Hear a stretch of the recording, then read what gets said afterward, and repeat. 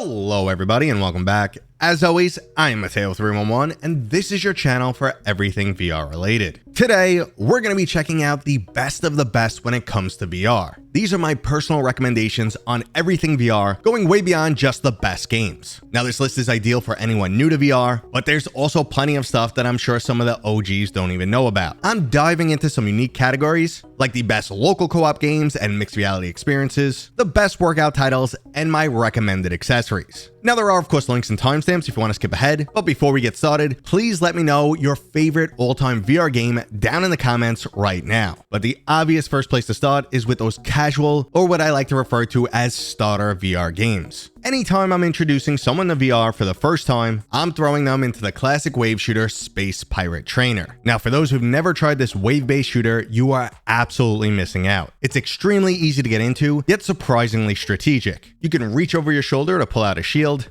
or stick to dual wielding and actively switching between weapon types. The game's fantastic for a drop-in, drop-out party-style environment, and it also has an incredible soundtrack that gets me pumped every single time. But if for any reason you want to avoid guns, the second obvious starter game choice is Beat Saber. I'm pretty sure at this point, anyone interested in VR is familiar with this game, and we've seen countless blocks sliced by lightsabers across a massive, ever-growing library of songs, including original music, old school hits, and newer songs from today's most popular artists. Beat Saber is so easy to get into, yet insanely hard to master, and that's why there are some people who've been playing this game non-stop for years now. But games are usually better with friends, so we're gonna move into some casual co-op titles. Now if you're old like me and lived through the Nintendo Wii days, you might remember that everyone was playing Wii Sports. Well, now there's a very similar experience that's playable in both a virtual and mixed reality. Home Sports allows you to play games like hockey, pickleball, and bowling anywhere that you have at least a few feet around you. If you have the space for it, you could set it up in co-location, so you and a buddy are in the same location, just like real life, or you could play over the internet in completely separate locations. Now this has become an easy go-to title with my family, and it's great to be able to play a few rounds of bowling without having to leave your house.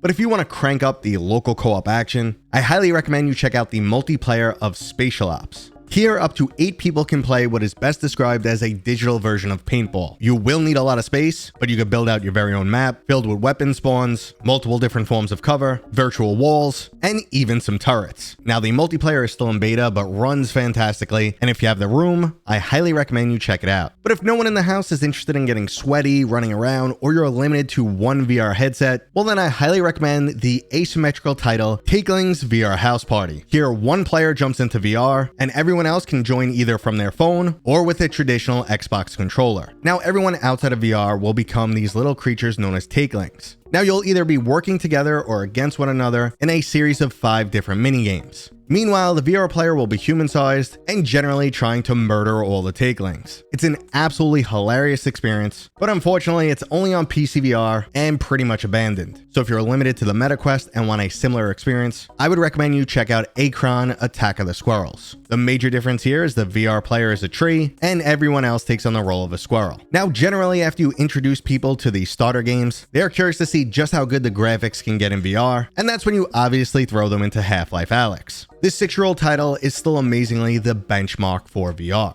Not only is it still stunningly gorgeous, but it's pretty much one of the very limited number of AAA style VR games out there. Across the board, it is top notch. Fantastic action, storytelling, graphics, physics, you name it. It was honestly almost too good and has set unrealistic standards for all other VR games. But even at non-AAA budgets and on mobile hardware, some developers have managed to pull off graphics that are very comparable. The first obvious example is the sci-fi story-driven shooter Hubris. Here you crash land on a stunningly beautiful alien world, and while attempting to locate a government agent, you'll slowly unravel a massive conspiracy. Now, while this might not deliver the same level of polish as Half-Life Alyx, it is still an excellent experience that I highly recommend. Now we're going to keep the graphics cranked to the max, but we're going to move into some puzzle titles, starting with Red Matter 2. Now, as previously stated, this game is just gorgeous. I'm not sure what Deal with the Devil or Black Magic vertical robot used, but even on a mobile chipset, this game looks stunning. It's also not lacking in the story or puzzle department, making this easily one of the best VR games out there. And the same goes for the recently released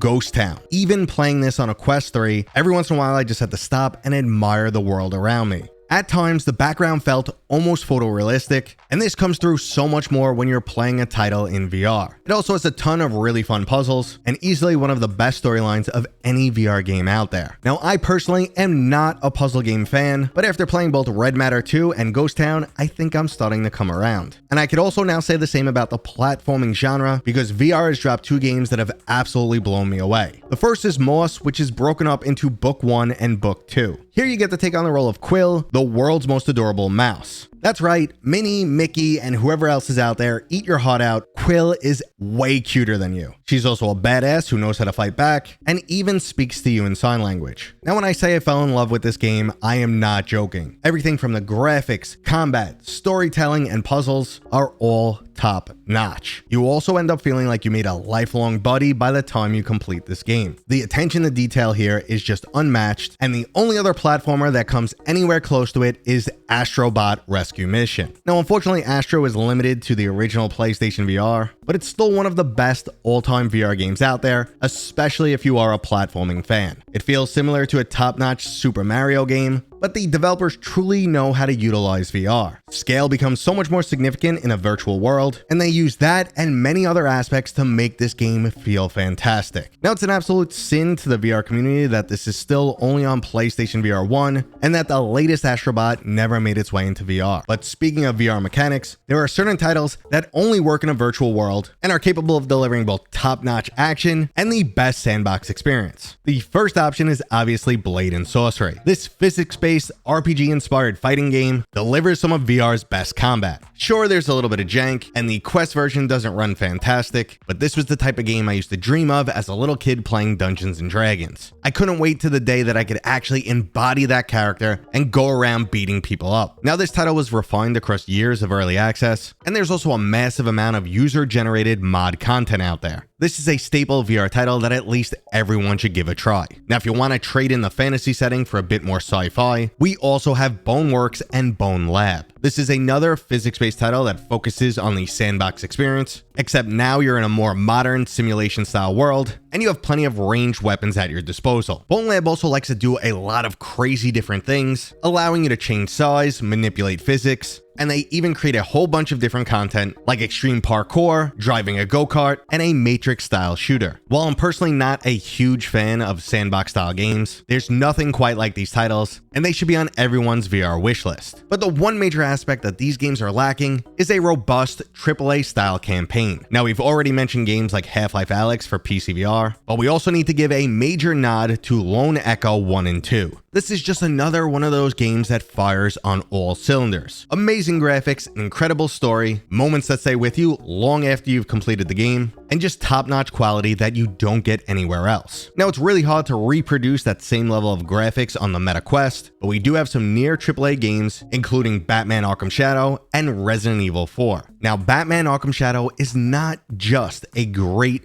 Batman VR game, but it's also just a great game in the entire Arkham series. That's right, this game takes place in the same series of absolutely fantastic flat screen titles that you may already know and love. It is easily just as good as any one of those games in the series, and they've done an absolutely amazing job transferring the mechanics into VR. Ever wanted to don the cape and feel like the Dark Knight himself? This is the closest you will ever get without potentially being arrested for assault. Now, when it comes to Resident Evil 4, we're actually looking at a remake of the near 20-year-old title, but many aspects have been updated, including the graphics and sound. They've also added additional content and did an amazing job of adding VR mechanics. Now, when this game was originally announced, I actually wasn't that excited, mainly because I've replayed it so many times throughout the years, but the VR version definitely felt fresh and new. But if you're already a fan of VR, you're most likely familiar with all of the titles I've mentioned so far, so let's get into my personal hidden gems. First up is the story-driven Half-Life shooter Vertigo 2. The game's clearly inspired by the classic Half-Life series, but it goes completely off the rails in a very quirky direction. It's a lot less grounded, and I love describing it as Half-Life meets Rick and Morty. But what puts it on my hidden gem list is the insane attention to detail. You never really know what to expect from this game, and it feels like every moment has been handcrafted for optimal entertainment. I exclaimed "holy crap" at the over-the-top action, chuckled at the game's more humorous moments, and I was absolutely blown away when I saw my Steam PFP image inside the game.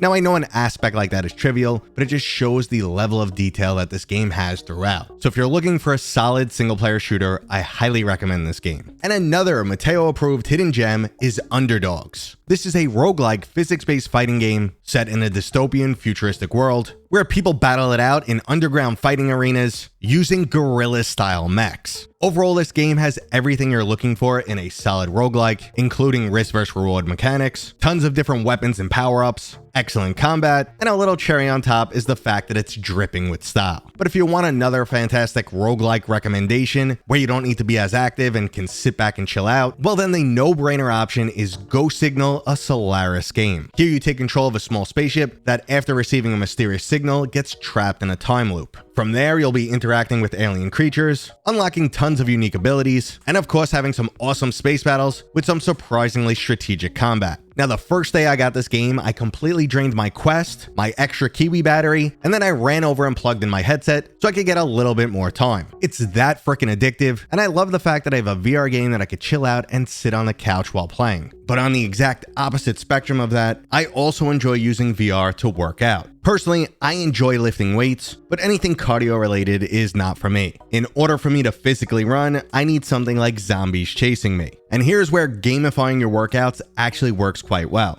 Now, I have tried every single VR workout title out there, and my two favorite are Supernatural and Les Mills Body Combat. Supernatural is just a great combination of really cool environments, a huge array of top quality licensed music, and workouts that actually feel fun. I could easily get my heart rate up to 140, break a nice sweat, burn some calories, but not feel like I had to force myself through some cardio. Now, overall, Les Mills is quite similar with a few major differences. For starters, you don't need a subscription service, and I feel like the general workouts are a bit harder. It is, however, lacking in polish, content, and musical selection. Now, a few years ago, I spent 100 days straight in Supernatural and came out the other side pretty damn ripped. I did a full video on that if you're interested, and I'll put a link to it down below. Now, since we're speaking of things that VR does well, we absolutely have to go through the sim genre. Even though I'm not at all a sim fan, I will say that these titles are absolutely fantastic. First up is the racing game Gran Turismo 7. When it comes to playing video games, racing titles are at the absolute bottom of my list, but I still found myself completely addicted to this title. There's nothing like having your very own series of racing cars and tracks that you could access from your house anytime you want. If you're already a racing fan, this game is an easy 10 out of 10, and you could spend hundreds of hours in it. But if you'd rather take to the skies, Microsoft Flight Simulator 2024 is absolutely stunning. It's like the designers meticulously recreated the entire Earth and gave you a whole bunch of 100% realistic airplanes to fly around in. Now, you will need a pretty high-end PC to really enjoy this, and it's the type of game that you can't really just jump right into. It's much more of an investment. But if you do enjoy flight sims, there's honestly nothing better. But if you find yourself bored, need a little bit more action, or just something that's a bit more arcadey, I highly recommend VTOL. This game straddles that perfect line between sim and arcade flight game. You can't just jump into the cockpit and immediately expect to take off with no issue, but you'll most likely be up and flying in about 15 to 20 minutes. You also get to play with a series of military-style jets and weapons, and engage in everything from simple transport missions to straight-up aerial dogfights. Now, coming full circle in this genre, we are going full arcade mode with Star Wars Squadrons.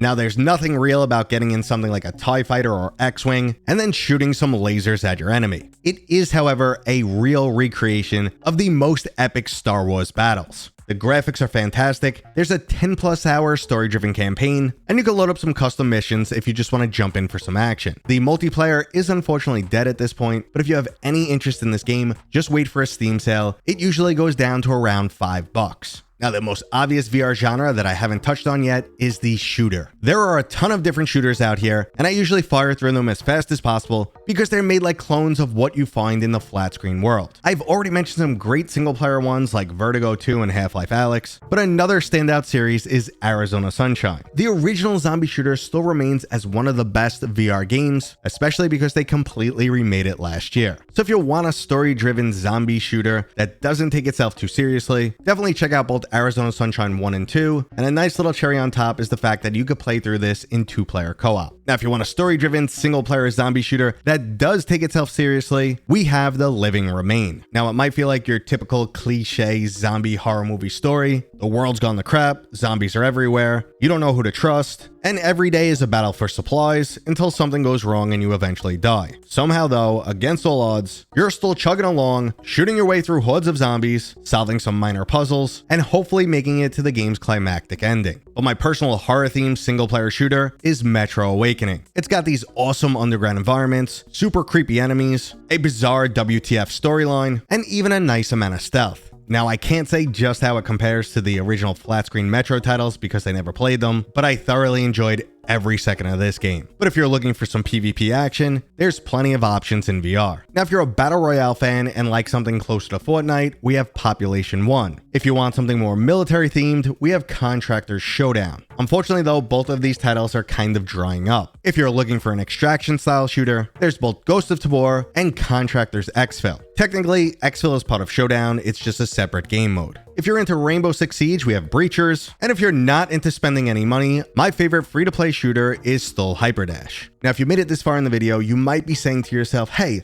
a lot of these are older games or titles you've mentioned many times before. So I saved this section for some of my newer personal favorites. And first up is Arcanage. This is a really unique story-driven shooter that also has physics-based combat and a huge weapon crafting system. I played through it on the PlayStation VR 2 and was thoroughly impressed by the graphics. The combat was another standout, as you never really know what to expect from the enemy AI, and the weapon mechanics just feel so good. The game's also set in this really unique world that I truly wanted to learn more about. Now, obviously, the early access version of Into the Radius 2, and even the original Into the Radius deserve acknowledgement. If you want a game that goes hard on those VR mechanics, is unforgiving, and all about the creepy environment, this one's a no-brainer. It's absolutely fantastic, and you can spend tons of hours in the title. The early access sequel is currently improving on the original title, and they've also added co-op, making this horror-themed game much more appealing to the average gamer. Now, speaking of horror titles, if you're a fan of that genre, you absolutely need to play Madison VR. This is an excellent port of an already amazing flat screen title, and holy crap is this one gonna scare the hell out of you. Generally, I get frustrated when I get stuck in these types of horror puzzle games, but not when it comes to Madison. I live streamed it for you guys, it was amazingly fun, and a must play for any horror fan. Now, on the topic of horror and puzzles, I've already mentioned Ghost Town earlier in the video, but it's worth mentioning again because it's probably VR's Game of the Year 2025. We also finally got a good port of Hitman. Hitman World of Assassination on the PlayStation VR 2 isn't perfect, but it is absolutely incredible. There's stealth, there's great kills, there's tons of content, and graphically, it looks pretty damn fantastic. And that right there wraps up my newer games. At this point, we've gone through my personal favorites, but there's plenty of other titles that I really enjoyed, and here are some older honorable mentions. The original Walking Dead Saints and Sinners is an absolute classic. Social experiences like Rec Room and VR Chat still remain pretty damn awesome. I was a really big fan of Horizon Call of the Mountain, and while we're talking about PlayStation VR 2 exclusives, all of the Resident Evil VR games are absolutely fantastic. Now, my two older favorite roguelike titles include In Death Unchained and Until You Fall. I still love them to this day, and I really wish someone would make another game like Until You Fall. If you're into crafting games, the recently released port of Besiege is absolutely incredible, and I think I enjoy building more in VR than on flat screen. And last up, we can't forget Demeo. This is the ultimate tabletop experience, and I just recently played through another adventure, and the game was just as fun as ever. And finally, if you're looking for an excellent mixed reality experience, I absolutely love the single player campaign of Spatial Ops. It's like a new take on the on-rail shooter, where all these random portals that open up in your room make it feel exciting and new. But this is the point where you guys tell me all the games I forgot. Listen, I know there's tons of them. There's plenty of great games that I forgot to mention. I completely skipped over the sports genre because I don't play any sports VR games. And I'm sure about 10 minutes after this game goes live, someone's gonna drop a recommendation and I'm gonna go, oh crap, how did I leave that off the list? But I definitely wanna hear those recommendations and your overall feedback on this video. If you enjoyed it, please give it a thumbs up. If you're new here, consider subscribing. And as always, I will see you guys on next time.